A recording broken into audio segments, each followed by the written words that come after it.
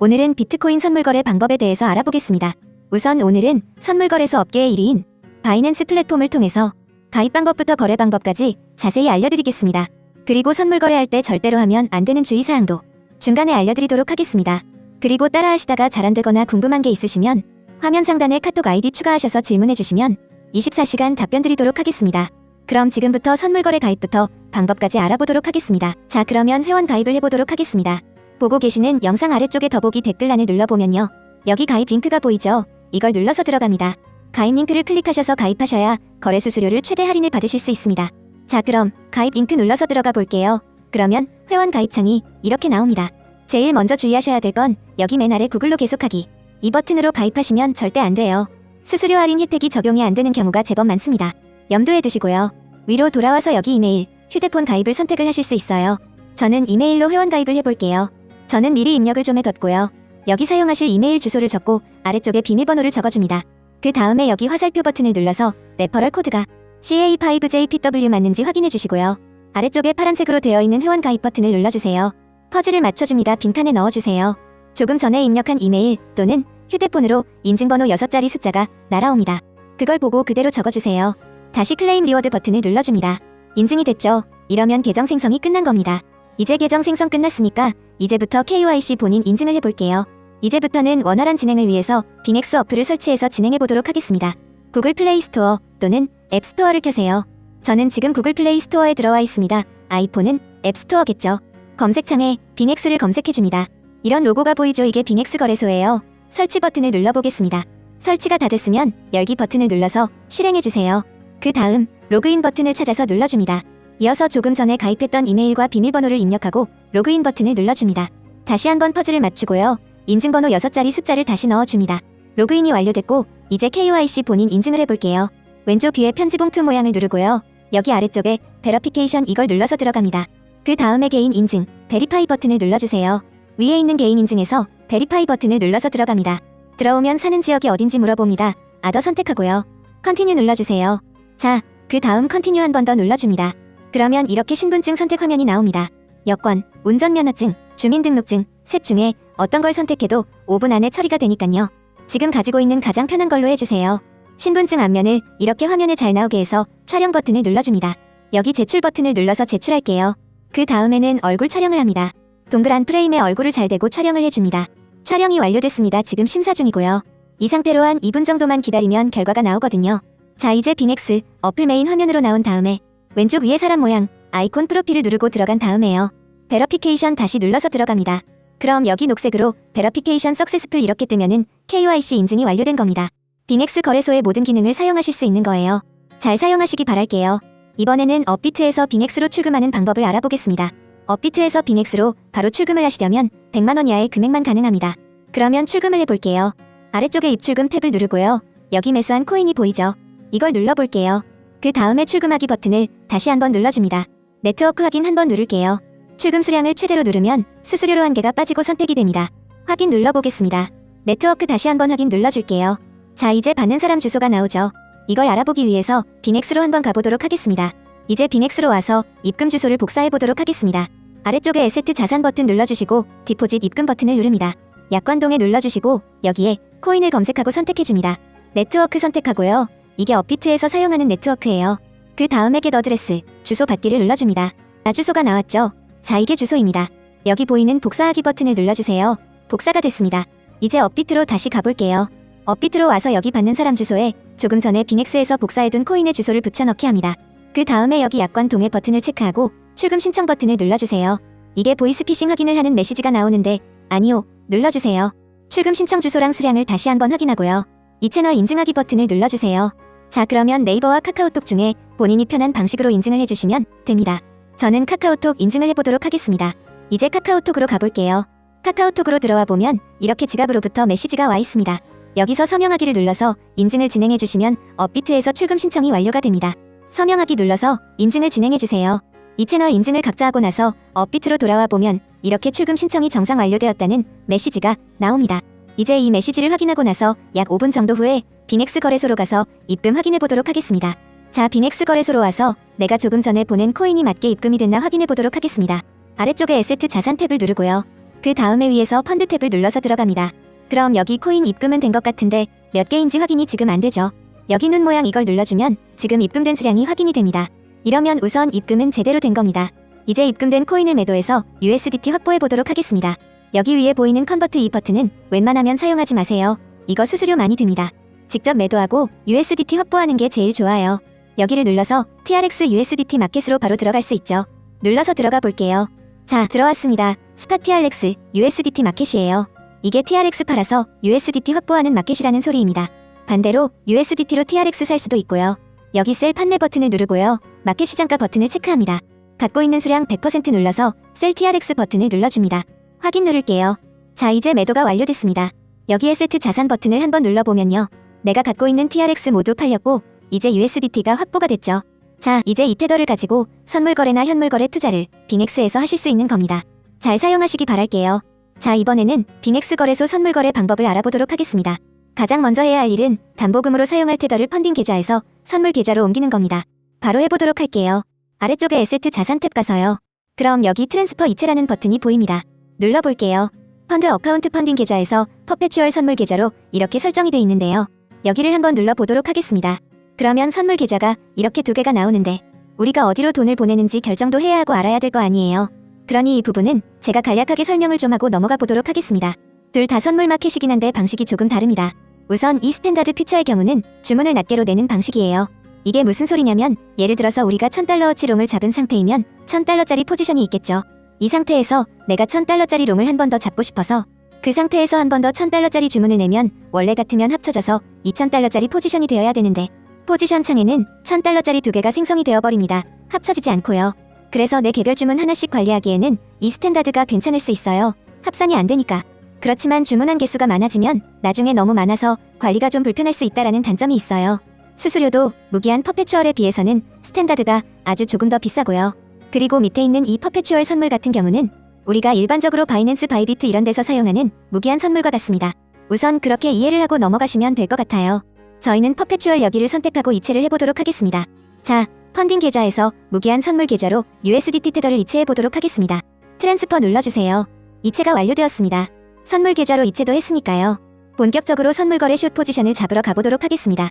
여기 아래쪽에 트레이드 이 마크를 한번 누르고요. 만약에 현물로 되어 있을 경우 이걸 선물로 바꿀게요. 한 번 더 눌러주세요. 자, 그러면은 이렇게 선택을 할 수 있죠. 퓨처 선물을 눌러줍니다. 선물 마켓에 들어오면 위쪽에 퍼페추얼, 무기한과 스탠다드를 선택을 할 수 있어요. 이 둘 중에서 저희는 퍼페추얼 무기한을 해보도록 할게요. 대부분의 유저들이나 유튜버를 비롯한 인플루언서들이 퍼페추얼 쓰기 때문에 저희도 오늘 여기서 해보도록 하겠습니다. 이어서 아래쪽에 아이솔레이티드라고 적혀있는 이 화살표 버튼을 한번 눌러보도록 할게요. 그럼 이렇게 크로스 교차와 아이솔레이티드 격리가 나오는데요. 이 두 개의 차이를 간단하게 설명드리면 한마디로 담보금을 어떻게 걸어서 선물 거래를 할 거냐의 차이입니다. 크로스 교차는 선물 지갑에 들어있는 모든 돈을 담보금으로 자동으로 사용을 합니다. 반면에 아이솔레이티드 격리는 선물 지갑에 얼마가 있던 간에 처음 내가 포지션을 잡을 때 사용하겠다. 그때 제시한 그 돈만 담보금으로 사용을 합니다. 그렇기 때문에 일반적으로 격리보다는 교차가 청산 가격이 널널한 편이겠죠. 아무래도 선물 지갑에 있는 모든 돈을 담보로 사용하니까요. 그렇지만 만약에 내가 숏 포지션을 잡았다 치고 내 예상보다 그 상태에서 비트코인이 말도 안 되게 많이 올라서 교차든 격리든 둘 다 청산되는 상황이라고 가정을 해볼게요. 그럴 경우 교차는 지갑에 들어있는 내 돈 모두 사라지고 격리의 경우는 내가 담보금으로 제시했던 그 금액만 사라지게 되는 겁니다. 만약에 여기 100달러 이상 들어있었다면 뭐 100달러 이상이 청산될 수도 있는 거고요. 그렇기 때문에 처음 선물 거래를 하시는 분들은 격리를 선택하셔서 포지션별로 담보금을 따로 관리하는 방법을 우선 배우시는 게 자산 관리 능력에 도움이 되실 겁니다. 따라서 저희는 오늘 격리를 선택하고 OK 눌러보도록 하겠습니다. 자, 다음으로 5X3X라고 적혀있는 레버리지 화살표 버튼을 한번 눌러볼게요. 그럼 레버리지를 우리가 여기서 변경을 할 수가 있는데 이걸 변경하기 전에 레버리지에 대해서 간단하게 이해를 좀 하고 넘어가 보도록 하겠습니다. 여기 표를 한번 보고 갈게요. 만약에 우리가 지금 지갑에 1000USDT, 1000달러가 선물 지갑에 들어있다고 가정을 해볼게요. 한 배 레버리지로 숏 포지션을 잡았다고 해보겠습니다. 그러면 우리가 오픈할 수 있는 포지션의 규모는 한 배니까 곱하기 1이 돼서 1000USDT만큼의 규모로 포지션 오픈이 가능하겠죠. 만약에 근데 이 상태에서 1000USDT 규모로 숏을 잡았는데 가격이 100% 두 배가 오르면 청산을 당하는 겁니다. 숏이니까 가격이 오르면 청산당하죠. 근데 이제 두 배 레버리지로 숏을 쳤다고 가정을 하면 지갑에 있는 1000달러의 두 배를 곱해서 2000USDT만큼 포지션을 열 수 있는 거죠. 대신에 가격이 50%, 약 1.5배만 올라도 포지션이 청산되는 겁니다. 아래에 있는 3배는 3배니까 3000 USDT 잡을 수 있고, 이럴 때는 이제 33% 오르면 청산당하는 거죠. 극단적으로 100배 이렇게 가져갈 경우 포지션을 1000 곱하기 100이 돼서 10만 달러 규모로 가져갈 수 있습니다. 대신에 1%만 가격이 올라도 청산을 당하는 거죠. 여기서 이제 각종 수수료율이 들어가면 지금 여기 적혀있는 비율보다는 조금 더 타이트하게 청산되고 합니다. 그렇지만 우선은 이 비율로 이해를 해두시면 도움이 되실 거예요. 그럼 돌아와서 포지션 레버리지 설정해 볼게요. 롱은 5배, 숏도 5배 정도로 우선 맞춰 놓도록 하겠습니다. 오케이 누를게요. 자, 다음으로 모드를 한번 볼게요. 여기 엣지라고 적혀있는 부분에 화살표를 눌러볼게요. 자, 그러면 해지 모드와 원웨이 모드가 있습니다. 이 둘의 차이를 설명해드리면요. 해지 모드는 예를 들어서 우리가 1000달러어치 롱을 잡은 상태에서 500달러어치 숏을 잡으면 1000달러어치 롱과 500달러어치 숏 포지션이 공존하는 걸 말합니다. 반면에 아래쪽에 있는 원웨이 모드를 했을 경우 우리가 1000달러어치 롱을 잡아둔 상태에서 500달러어치 숏을 잡으면 롱 포지션 1000달러 중에 500달러만큼 차감이 됩니다. 그래서 500달러 롱만 남아있게 되는 거예요.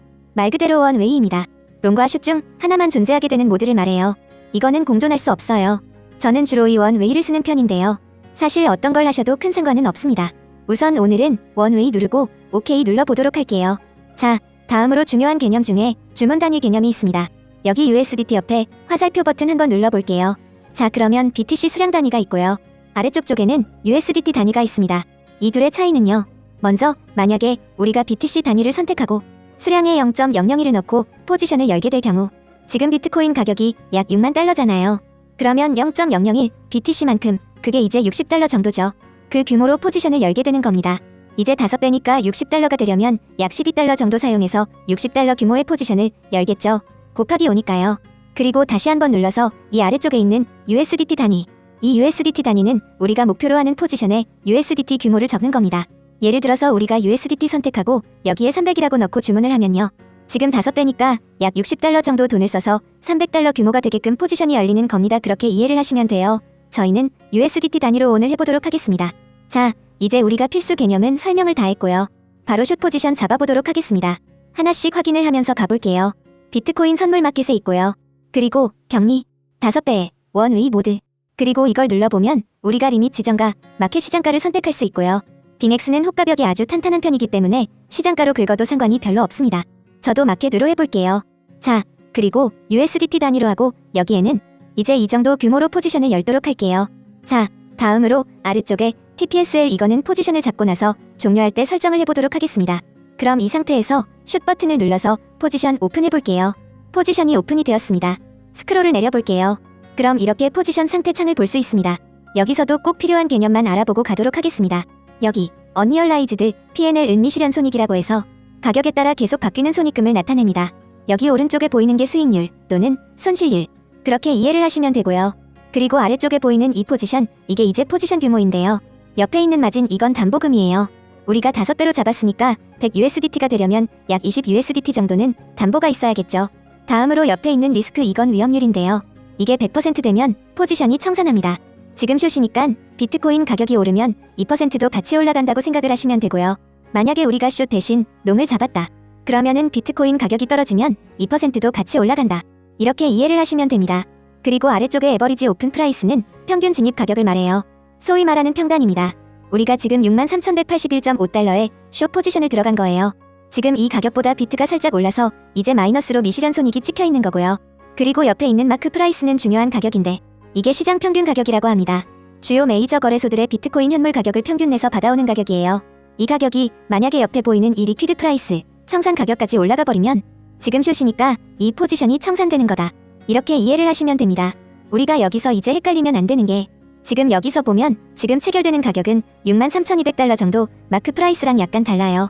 실제 체결되는 가격이 이게 청산 가격까지 같다고 해서 포지션이 청산되는 게 아니고요. 이 평균 값을 뜻하는 마크 프라이스가 청산 가격까지 와야 그때 포지션이 청산되는 겁니다. 이걸 꼭 알아두시기 바랄게요. 자, 다음으로 소위 스탑로스라고 불리는 TP와 SL에 대해 알아보도록 하겠습니다. 눌러볼게요. 그럼 기본적으로 두 개가 나오죠. 위에 있는 테이크 프로핏은 예약 익절을 뜻하고요. 아래에 있는 스톱로스는 예약 손절을 뜻합니다. 먼저 테이크 프로핏을 눌러볼게요. 그럼 제가 미리 입력을 해둔 값이 여기 보이죠. 지금 6만으로 가격이 내려가면 지금 숏이니까 익절이죠. 6만까지 가격이 내려갔을 경우 얼마만큼 종료할 거냐? 저는 이제 100% 전부 다 종료를 하겠다. 여기서 OK를 누르면 예약 주문이 나가는 겁니다. 그리고 아래쪽에 스톱로스를 눌러보면요. 제가 미리 입력을 해놨는데 지금 가격이 65,000달러까지 만약 올라갈 경우 지금 해당 포지션을 그때 손절을 해라. 이런 주문을 예약 거는 거고요. 수량은 이렇게 100% 해놓을 경우 65,000까지 갔을 때 모든 수량을 손절해라. 이런 주문이 나가겠죠. 익절이면 아까 전에 예약해둔 테이크 프로핏이 나갈 거고요. 이제 오케이 해보도록 하겠습니다. 이제 TP와 SL이 모두 설정이 되었습니다. 이 상태로 TP와 SL 가격까지 기다리면 포지션이 종료가 되겠죠. 그렇지만 지금 가격보다 너무 먼 가격이 있기 때문에 우선은 이 포지션을 바로 종료해보도록 하겠습니다. 여기 보이는 클로즈 버튼을 누르고요. 그럼 우리가 포지션을 종료를 어떻게 할 건지 설정을 할 수 있어요. 여기 보시면 지정가 종료를 할 수도 있고요. 마켓 시장가로 종료를 할 수도 있습니다. 저는 마켓 시장가로 종료해보도록 할게요. 주문할 수량을 설정하고 오케이 눌러보겠습니다. 이러면 포지션이 종료가 되었죠. 아주 약간 수익을 내고 포지션이 종료가 된 겁니다. 여기까지 가입부터 입금 거래까지 설명해드렸습니다. 중간중간 모르는 부분이 있으시면 카톡으로 문의 주시면 자세하게 설명드릴 테니 언제든지 문의 주세요.